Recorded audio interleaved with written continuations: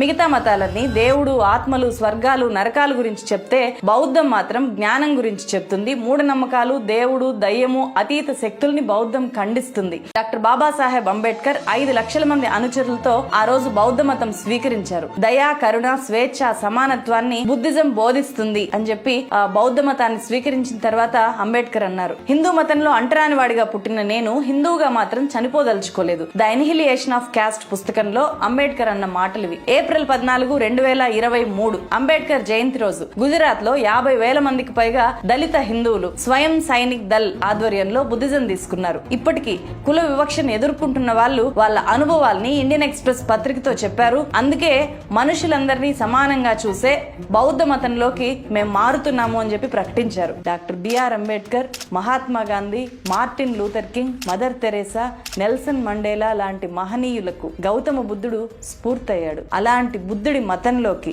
ఎవరైనా సరే మారుతున్నప్పుడు, బౌద్ధాన్ని తీసుకుంటున్నప్పుడు, బౌద్ధ ప్రతిజ్ఞ చేస్తున్నప్పుడు వాళ్ళని దేశద్రోహులుగా, హిందూ మత ద్రోహులుగా, సనాతన ధర్మ ద్రోహులుగా చూడడము ఎంతవరకు న్యాయం? మన దేశంలో తిరిగి బౌద్ధ మతం పుంజుకునే అవకాశం ఉందా? పునర్వైభవం వస్తుందా అంటే బౌద్ధంలో చేరే వాళ్ళ సంఖ్య ఖచ్చితంగా పెరుగుతుంది అని చెప్పి చెప్పొచ్చు. ఎందుకంటే అంబేద్కర్ ప్రభావం పెరిగే కొద్దీ బుద్ధిజం కూడా పెరుగుతూ పోతుంది.